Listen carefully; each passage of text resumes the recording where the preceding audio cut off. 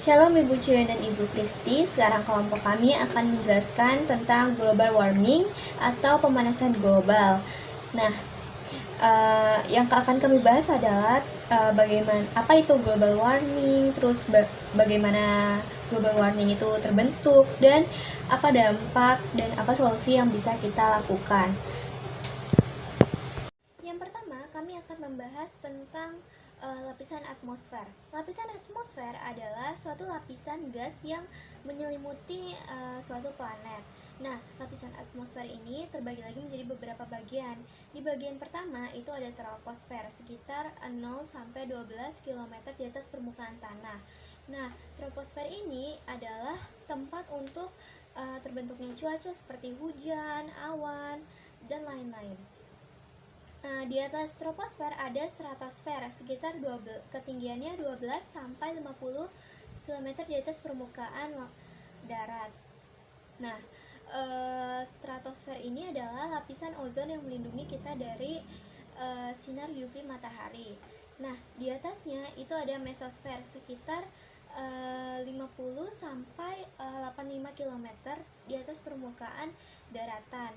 Nah, mesosfer ini adalah lapisan yang melindungi kita dari benda-benda luar angkasa yang mau memasuki bumi seperti meteor, benda-benda luar angkasa lainnya.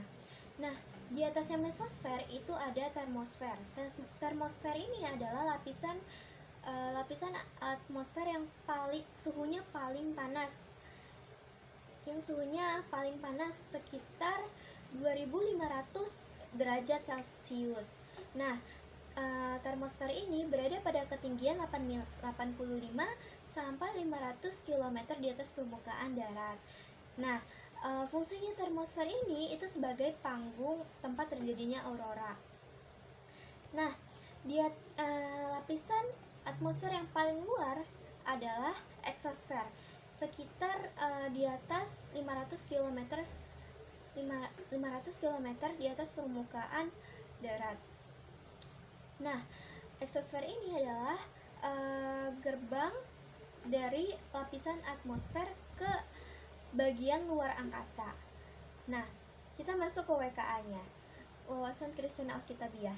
Jadi, Allah menciptakan lapisan atmosfer dari troposfer hingga eksosfer agar bumi bisa menjadi tempat layak huni bagi manusia. Ini terambil dari Mazmur 19 ayat 2. Dan namun akibat dari dosa manusia, atmosfer ini telah rusak, di mana manusia itu sering menyebarkan polusi, menyebabkan pemanasan global atau global warming, yang membuat lapisan atmosfer ini ciptaan Tuhan yang sedemikian rupa ini rusak.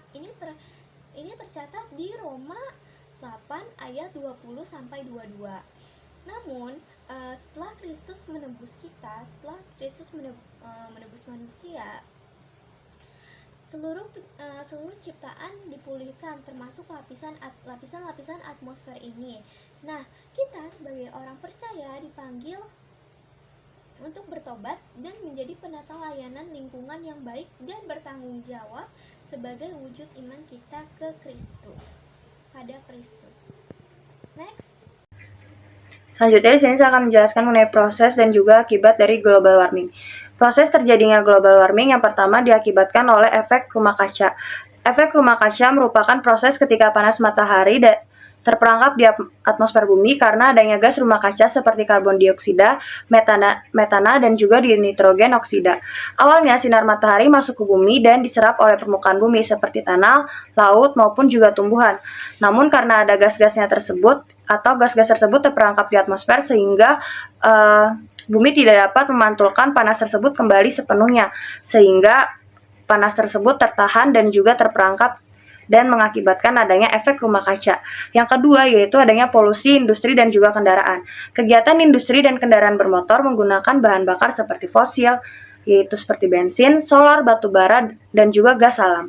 Saat bahan bakar tersebut dipanaskan atau dibakar, proses pembakaran menghasilkan adanya karbon dioksida dalam jumlah besar sehingga asap pabrik dan kendaraan naik ke atmosfer dan menambah konsentrasi gas rumah kaca.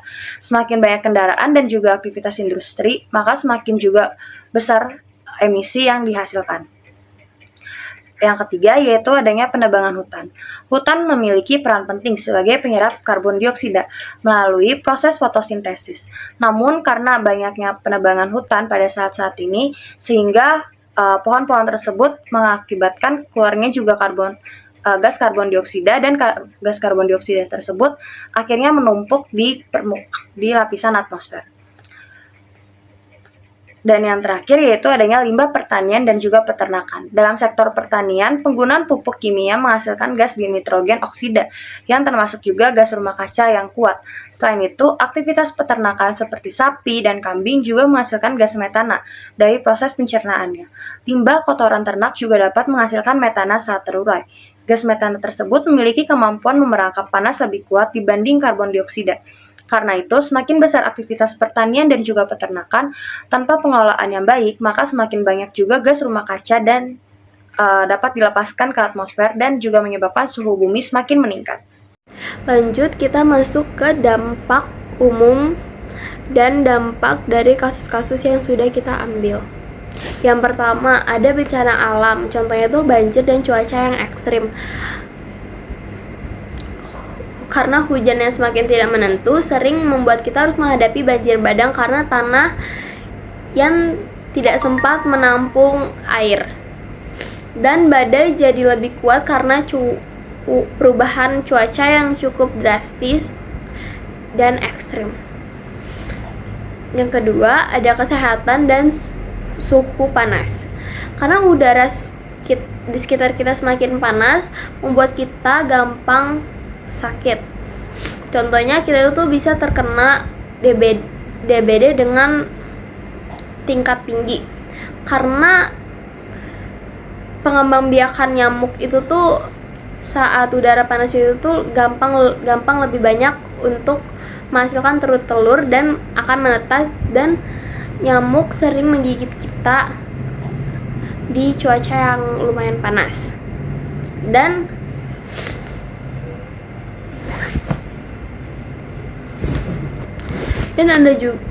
polusi udara membuat kita terganggu pernapasannya. Terus contoh dampak dari kasus yang pertama itu ada kesehatan.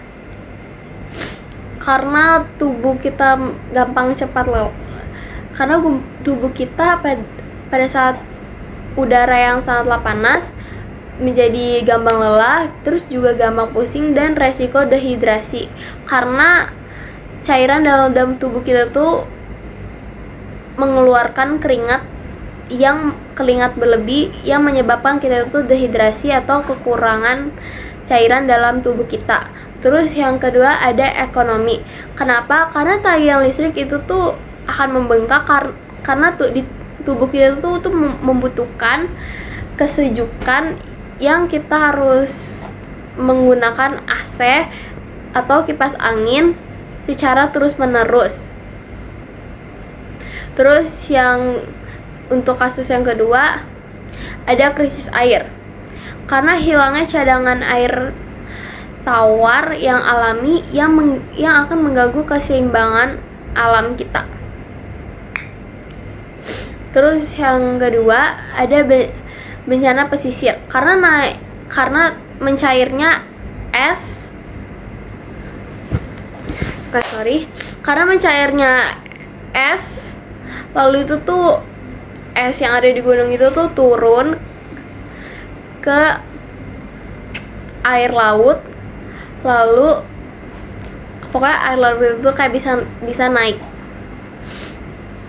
Terus bisa yang sering kita sebut itu adalah banjir rob yang sering merendam pemukiman pantai. Untuk kasus yang ketiga ada pangan. Karena harga beras dan sayur naik, juga ada faktornya karena kekeringan. Karena pas saat kita kekeringan, tanaman-tanaman itu tuh menjadi dehidrasi, dan yang menyebabkan itu berakibat mati tanamannya, dan dari situlah memulai ada kelangkaan dan gagal panen yang membuat harga semakin tinggi. Terus yang kedua ada polusi udara, karena kabut asap kebakaran hutan merusak pernapasan dan membatasi kita untuk kegiatan di luar. Kenapa? Karena tanaman-tanaman yang mati akan dibakar, yang membuat kita terganggu pernapasannya. Juga karena ada api sekecil apapun di dalam hutan yang membuat hutan itu kebakaran, itu sangatlah susah untuk dipadamkan dan membuat polusi di udara dan di sekitarnya. Terima kasih. Baik, selanjutnya adalah contoh-contoh nyata dari pemanasan global yang terjadi di Indonesia. Yang pertama adalah peningkatan suhu di area-area sekitar Jawa sebanyak 35-38 Celcius yang disebabkan oleh musim kemarau, gerak semu matahari, dan angin muson kering. Dampaknya adalah kekeringan dan gagal panen yang terjadi. Selanjutnya adalah gletser air mencair di Puncak Jaya, Papua. Data BMKG juga menunjukkan lapisan es salju setiap tahun yang cepat, bahkan lebih saat terjadinya El Nino. Lalu selanjutnya adalah kekeringan panjang dan kebakaran hutan di Sumatera. Dampaknya adalah kerusakan lahan gambut dan gangguan kesehatan dan ekonomi yang terjadi di kalangan masyarakat. Solusi. Jadi, dari UNFCCC mendorong transisi energi terbarukan melalui kesepakatan global untuk menghentikan bahan bakar fosil. Secara personal, masyarakat dipanggil untuk menjalankan mandat budaya, yaitu menurut Kejadian 2:15, dengan gaya hidup hemat dan melestarikan alam. Sebagai pengelola, manusia wajib memelihara ciptaan demi kasih kepada sesama dan kemuliaan Allah. Aksi yang dapat kita lakukan adalah kita harus menggunakan alam dengan bijaksana dan tidak merusaknya. Tindakan seperti mengurangi polusi, menghemat energi, menanam pohon, dan menjaga lingkungan merupakan bentuk nyata dari rasa syukur serta ketaatan kita kepada Tuhan atas bumi yang telah diberikannya. Sebagai manusia yang dipercaya Tuhan dan yang diciptakan dengan akal budi, kita memiliki tugas yaitu memelihara bumi kita. Kita memiliki tanggung jawab untuk menjaga kelestarian lingkungan dan juga atmosfer. Melalui sikap peduli dan juga tindakan nyata, kita dapat menjadi penata layanan ciptaan Tuhan yang bertanggung jawab demi keberlangsungan hidup untuk generasi masa kini dan juga masa depan. Nah, sebagai manusia yang telah ditebus oleh Tuhan, kita dipercaya oleh Tuhan untuk memelihara bumi, termasuk memelihara lapisan atmosfer ini. Nah, kita memiliki tanggung jawab untuk menjaga kelestarian lingkungan termasuk lapisan atmosfer. Melalui sikap peduli dan tindakan nyata, kita dapat menjadi penata layanan yang baik untuk menjaga ciptaan Tuhan termasuk lapisan atmosfer ini yang bertanggung jawab demi keberlangsungan hidup generasi masa kini dan masa depan. Nah, sekian presentasi dari kami. Terima kasih untuk Bu Cuyun dan Ibu Kristi yang telah mendengarkan.